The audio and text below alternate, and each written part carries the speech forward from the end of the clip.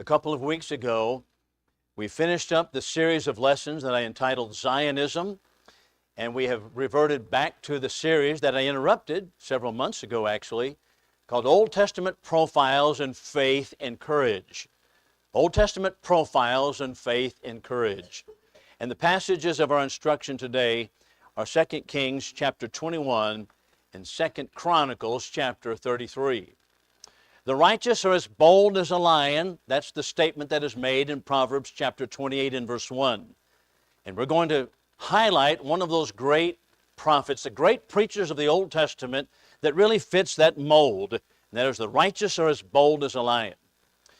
But first we begin with the counter-reformation of Manasseh. The counter-reformation of Manasseh. Manasseh came to the throne of Judah in 686 BC. You recognize that is 100 years prior to the final and ultimate collapse of the kingdom of Judah. Manasseh was the 14th king in line from the time of Rehoboam to his own time. The 14th, and he was the son of Hezekiah. Hezekiah was one of the great and godly kings of the Old Testament. That was his father. Hezekiah inaugurated a great reformation in Judah because, of course, the northern kingdom of Israel had just recently collapsed. It had gone into captivity, never to be seen again. Assyrian captivities, that was 722. And Hezekiah therefore inaugurated a great reformatory movement, a reformation, going back to the law. But his son Manasseh reversed the policies and inaugurated what we might call, and is called sometimes, a counter-reformation. It's almost as if he scoured the pages of the Old Testament in order to discover what grievous and egregious sins he might be able to incorporate into his administration. And that's exactly what he did. The account in 2 Chronicles chapter 33, however, show us an interesting epilogue to the entire story of Manasseh, and that was that he was carried by the kings of Assyria to Babylon, and there he was in chains in prison, but he repented, and therefore God enabled him to come back. And when he came back, he once again tried to reestablish what his father Hezekiah had already begun, and that was a reformatory movement. But as we will see, it was really too late. There are two outstanding lessons that we need to learn from the person of Manasseh and his kingship. Number one, the people of Israel, the people of Judah specifically, had practiced too much tolerance. Too tolerant of sin. They were simply too tolerant. Now, the word tolerance in the New Testament comes from a Greek word called aneko, which is eneko, and it is used sometimes in a positive passage, in a positive statement, or a positive coloring, but most of the time it is used in a negative one. So let's talk about the positive one for just a moment. Sometimes it is translated as simply patience or forbearance, aneko. For example, in Ephesians chapter 4 and verse 2, we are commanded that if we are to walk worthily of the Lord, we are to be patient and forbearing of one another. Forbear one another. That is, as people struggle in sin, and as people struggle in order to come out of the depths of sin, we need to be patient and enduring and forbearing with those individuals. However, the word forbearance is not usually the word that is translated from aneko. Frequently it is translated as tolerance, and the idea of tolerance is a negative one. There is too much tolerance. And that's exactly what we find in the time of Manasseh. So let me give you an illustration regarding America, for example, right now. There is the philosophy that is taught at university and collegiate level, and that philosophy is multiculturalism. Well, what is multiculturalism? Well, if you look it up, the AI will give you the multicultural definition. That is, we're to be honoring people and their different cultures and the different concepts and the different belief systems that they have, and we're to be honoring of those and patient and enduring. But really what lies at the bottom of it is something far more sinister. And it is this, that there is not one worldview that is better or superior than another. For example, our country was founded upon rights that were given by God.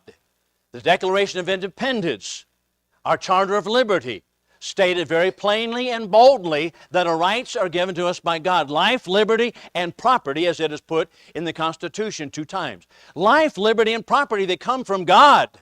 And the role of government is to protect those rights. Now that is how our culture has flowed out of those presuppositions. But let's just take as an illustration the ancient Mayan culture. And the ancient Mayan culture from ancient Mexico was human sacrifice, bloodletting. They didn't have the concept of human rights such as life, liberty, and property at all, because it was a completely pagan culture. And many people don't recognize this politically incorrect idea also, and that is that even the American Indians, such as the Comanches, practiced human sacrifice. We had bloodletting right here in Texas. That's what was going on. But multiculturalism tells us you cannot say that one worldview, one basic concept is not, you can't say that it's superior than another worldview. That is absolutely destructive of anything, and that is exactly what was going on in the times of Manasseh. And that is, Manasseh was able to bring in different cultural ideas and revamp the country of Judah entirely, as had already been going on. But now he put it on steroids. So that's number one. There's too much tolerance, and the people in the county, the people in the country, the people in the cities, in the small townships, they were too tolerant of what was going on in the palace. That's number one. Number two, too little, too late. Manasseh did repent while he was in Babylonian captivity. It was actually Assyria took him to Babylon, and he was in Assyrian captivity in Babylon. That's confusing, but that's where he was, and he repented, and he was brought back by the providence of God. He tried to reverse all of the policies that he had had, but it was too late. The sin was so deeply inset into the hearts of the people, as Jeremiah would say later. Jeremiah will tell us, he said, the sin is written with a pen of iron and a point of a diamond engraved in their hearts. He could not erase the effects of all of these things. Now, in all of these things, during the wickedness that he incorporated into Israel, God sent a number of prophets to Manasseh, or to the country of Judah. And we are told simply that they are prophets. That is, my servants, the prophets. This is 2 Kings chapter 21. And my servants, the prophets, or the prophets of God, told the people of Israel that God is going to destroy this place. He's going to wipe it clean, just as one takes a dish and wipes it on one side and wipes it on the other. God is going to do that. He's holding over it the line of Samaria, the plummet of Ahab. That is, you're not standing up straight, and He's going to destroy this place. And one of those great prophets who came just actually before Manasseh, was Micah. Micah has a small book in the Old Testament. Micah was a country preacher. He came from a small town called Moresheth. Sometimes it is called Moresheth Gath, because it was located in the Judean hills to the south, near the border of Philistia, the town of Gath. And he was a country preacher, and he had plenty to say about what was going on, as all of the prophets did, as we will see. So let's track along for just a few moments regarding the apostasy that we have in the reign of Manasseh. And I first of all want us to think about the concepts upon which the apostasy is founded. Basic concepts, basic ideas, worldviews. Number one is syncretism. What is syncretism? Syncretism is simply to mix the different religious practices and put them all together in order to come out with what you want. That is a picking and choosing situation. And it is based upon the concepts of multiculturalism. Once you have accepted The idea that not one cultural idea, by the way, culture is all founded upon religious presuppositions. The word culture comes from the word cult, which traditionally, classically refers to a religious concept. What is the culture of America? It was founded upon Christian principles and ideals. I know that many people today say, well, we had slavery, we had this.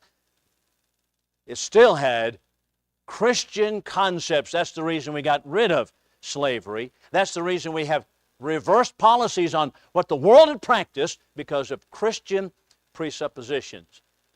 But syncretism is the idea of bringing all these mixtures in, all of these different religious concepts, and bringing them all together and making one. And that's what was done regarding Manasseh.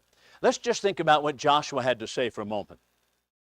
Joshua, in his farewell address, Joshua chapter 24, stood before the people after having led them so many years and established the nation of Israel, got rid of all of the enemies, they had expelled them from the country, but in his final address, he said, you choose this day whom you're going to serve. Whether the gods whom your fathers served, he's speaking about Abraham, Nahor, their father Terah, that were beyond the Euphrates River. You choose the gods whom your fathers served, or the gods of the Amorites in whose land you are now living. But as for me and my house, we will serve the Lord. There is a choice to be made. And it is not pleasing to God to mix and mingle with the religious concepts of the world. That's what syncretism is, and that's exactly what Manasseh practiced. Number two, ritualism. Isn't ritualism very simple to do? That's ritualism. That's go through the certain rituals. If you want to know how the ritualism works, just look at Jeremiah chapter 7. Jeremiah will say this. God told him, go stand in the temple. That is, go stand at the church doors. And when people come in, he said, what do you mean by saying the temple of the Lord, the temple of the Lord, the temple of the Lord? He said, finally, I want you to go to Shiloh, where God had placed his name. And look what happened to that. Shiloh was destroyed. Because you cannot simply attend church, cannot simply attend the temple worship and all is good. You have to change and reform your life from the inside out. But they thought they can go through the rituals, go through the motions. And that's what religions do today. They want to go so many rituals. Count so many beads in the Roman church. Count these beads. Say so many Hail Marys. Everything's going to be fine. Pay so much money. Make the confession to the priest. Martin Luther, I never tire of the illustrations that come from Martin Luther's life. Martin Luther, and I'm not talking about Martin Luther King, I'm talking about Martin Luther, the Roman Catholic priest of the 16th century. Martin Luther was a faithful Roman Catholic. And while a faithful Catholic, before he broke from the Catholic Church, he traveled, which was his life dream, to none other than Rome, Roma. He went to Rome. And so there, people have seen it on the pictures. If you've been there, you see all the steps that are leading up to these shrines. And he crawled up the steps on his knees because that was credit earning. So he crawled up the steps. Okay, you think about going to the Capitol building. I'm going to crawl up the steps on my knees because that will give me credit with the Pope. What is that? This ritualism. That's the idea. Michael will have a lot to say about that kind of thing. Ritualism, another thing is asceticism. That is, simply deny myself certain luxuries in life in order that I might please God. Just deny myself these things without a change of heart. Paul addresses this in Colossians chapter 2, verses 20 and following. He says, if you died with Christ from the rudiments of the world, why, as though living in the world, do you subject yourselves to ordinances? Handle not, he's talking about foods, handle not, nor taste, nor touch, all which things are to perish with the using, after the precepts and doctrines of men, which things indeed have a show of wisdom and will worship and humility and severity to the body, but are not of any value against the indulgence of the flesh. Ascetic practices. No, what he calls for and what was called for in the Old Testament was a change of heart. And then what changes a life. And then finally, pleasure. Pleasure is always incorporated into false religions, isn't it? It's always there. So we have sexual orgies taking place with some of the pagan religions. That was part of the religious concepts. All of these things and more also was practiced in the days of Manasseh. Micah will say this, and here's the passage that was read in your hearing. Wherewith shall I come before Jehovah and bow myself before the high God? Shall I come before Jehovah with burnt offerings, with calves a year old? Will Jehovah be pleased with thousands of rams or 10,000s of rivers of oil? Shall I give the firstborn for my transgression, the fruit of my body for the sin of my soul? He has showed you, O man, what is good. And what does Jehovah require of thee but to do justly, love kindness, and walk humbly with your God? Micah will have a lot to say about Manasseh. Now let's notice the national sins in which specifically, according to 2 Kings 21, turning the stomach even, in which Manasseh participated from those basic concepts. Number one, and I by the way, need to point out this, national sin is different than private sins. Why is that the case? All sin is sin against God, that's true. But national sins are those that are incorporated into law, codified into the code of America, or the code, in this case, of Israel, Judah. And there is a difference between people practicing sin secretly in the closets and sin that is now engrafted in the law of the country, which endorses these things. And that's exactly what took place in the times of Manasseh. For example, number one, he reinstituted the chapels on the hills. The Bible calls these high places. God had forbidden them to worship anywhere except where He had put His name. Specifically, at one point, at the tabernacle at Shiloh. Then, at the tabernacle, it was located in Jerusalem, and then it was the temple that was built in Jerusalem. They cannot worship God corporately in any place except where God had put His name. Now, a little thinking, people say, why is that the case? Why was that the case? A little reflection will show us why it had to be. It was Israel, and in this case Judah, that was to keep the pure knowledge of God alive. And not anyone had a copy of the Scriptures except the priests. And the priests, therefore, were tasked with teaching the people what the law of God actually said and what is the character of God and how we are to approach Him in worship. And when people begin worshiping corporately at high places, chapels on the hills, then all of that is lost. There is no control in the kind of worship that is done. Now, all of that is today different because all of us have a copy of the Scriptures. And we are responsible ourselves for how we worship God and follow the Word of God carefully. But in those days, that was forbidden from God. You cannot worship in the chapels on the hills. So also the altars to Baal. He erected altars to Baal. Many people suppose that altars to Baal simply was a brass image that was set up a calf. But there's much more involved than simply a brass image or a metal image of some sort. I want you to consider this. The Canaanite religion was Baal religion. Baal was a god that had a consort, Asherah. According to the mythology, Baal died every wintertime, or every fall he died, and he was resurrected in the spring. Therefore, it was a different, not simply of a worship, but it was a different worldview. Instead of a linear worldview, that is, we're going to judgment, we're all lining up to go to judgment, it was a circular worldview. Life is all a circle, and so every fall, Baal would die. Every spring, he would come to life. That lent itself very naturally into what was called, and what we call today, nature worship. They worship nature. Now, let's not think that we're so far away from that. Right now, in the United Nations building, there's a chapel, but it's not a chapel that you would find in a hospital where there's a cross and some pews or a Bible.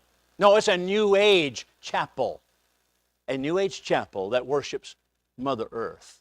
That's what we have at the United Nations. Your tax money's paying for it. That's the kind of thing that was going on, nature worship. But there's something else also that took place regarding Baal worship. Remember the idea regarding pleasure that they inserted into the worship?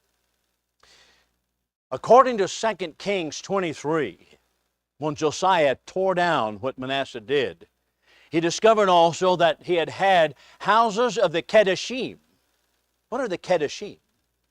Q-E-D-E-S-H-I-M, Kedeschim, look it up. Now today, the scholarship, under pressure from the homosexual community, tells us that the Kedeschim were simply male servants in the temple. Not so. No, there were male cult prostitutes. They were homosexuals that operated Kedeschim. This is what he incorporated right into the worship in the temple. And so we have in 2 Kings 23 that the women were making embroidery curtains for the houses of the Kedeschim, the homosexuals that worked in the temple. Remember this, that God had said in Leviticus 18, if you practice these things, the land is going to spew you out of its mouth. It's going to vomit you out. You might reflect upon America for a moment on that one. That's what Manasseh had done. Not only that, but Sabaism. Sabaism, what is that? That is worshiping the stars, worshiping astrology, practicing guiding my life by astrological signs. That's what Sabaism is. And he set up the same type of houses in the temple area and on the king's palace on the roof. He set up houses for Sabaism practice. That is, they would guide their lives by the stars. Isaiah is going to have a lot to say about that. Isaiah 47 verse 13 is the passage in my mind where it says, let now the stargazers, the monthly prognosticators, the astrologers stand up and save you from the things that are coming upon you. Let them say something that's going to save you. No, they're not going to save you. That's what they were practicing. Not only that, but human sacrifice, probably the most degraded practice of all. Manasseh practiced human sacrifice. We're told specifically the wording in 2 Kings 21 that he caused his son to pass through the fire. That means simply he burned his son as an offering. Those are some tough things that are taking place, but all of it comes about because they changed their world view. How about auguries and enchantments? What's augury? Augury is to see the flights of birds and say, here's what the future holds because the birds are doing this. Not the change of weather, but change of how I plan my life. Enchantments, wizardry, witchcraft. All of these things and more also, Manasseh incorporated into the country of Judah. Now we might ask this question. Where were the priests? Where are the priests? The priests had, remember, at one point, in the times of Jehoiada, the high priest, they had actually stopped and expelled Athaliah, the queen. The priest had stood up to do that because she was usurping the throne. Or, how about the king, the priest rather, that came to before Uzziah the king of Judah, as he went into the temple and offered sacrifice and incense before God, which he was unauthorized to do. And who stopped him? A company of 80 priests come in there and say, you cannot do this. It does not pertain to you to do this. You're outside the authority of the Bible. Would that people would pay attention to that kind of comment today. Where are those priests now? Listen to what Jeremiah had to say at chapter 1.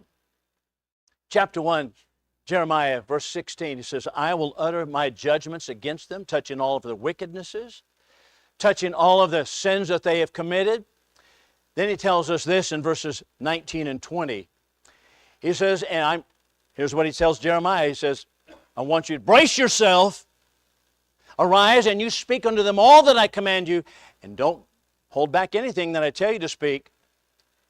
I'm going to make you a fortified city, a bronze wall, and an iron pillar against the whole land, against the kings of Judah and against the priests. That's the preachers.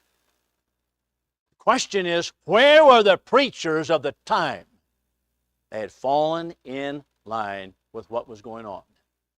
And the prophets therefore came forth, and they were not holding back their word. And we're turning our attention to Micah chapter 7. Listen to what Micah has to say. What a sad commentary.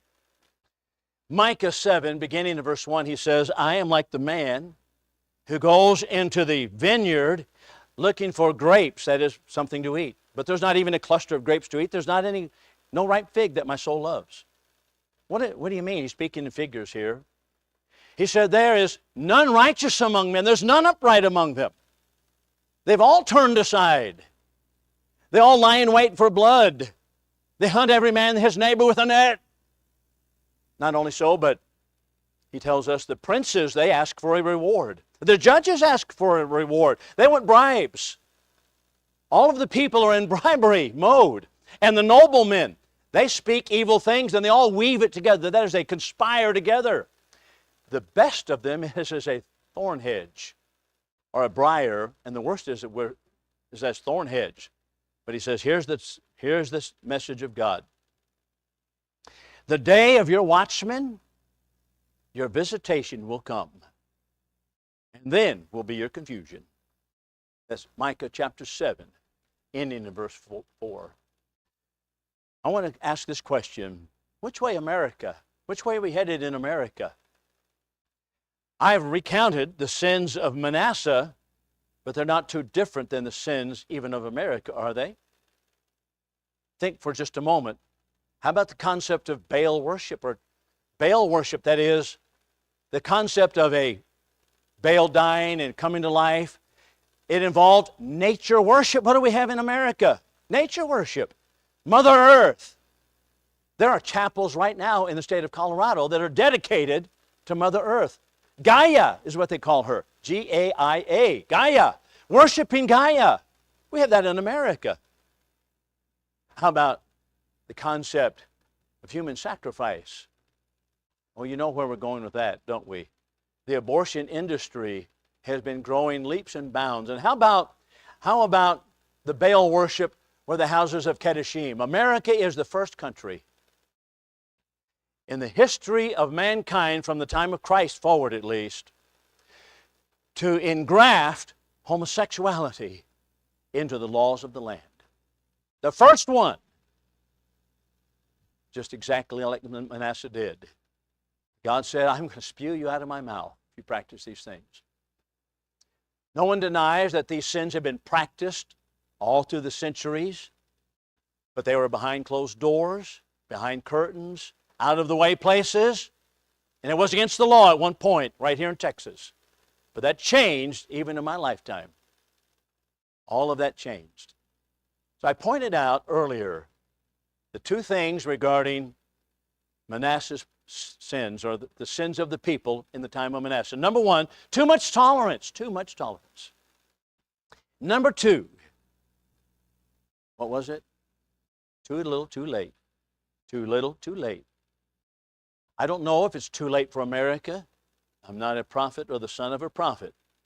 But I'm saying that we need to stand firmly foursquare for the truth, such as Micah did. Be bold in speaking out, because the righteous are to be bold as a lion. Proverbs 28 and verse 1. If we've not been what we should be, now's the time to make it right in America. Now's the time to make it right in this congregation, if there's a need for that. But remember, God has always pointed out, this is the way sin works, and this is what happens to nations that get engrafted into those sins. Come right now to the front while we stand and sing if you're subject to the invitation.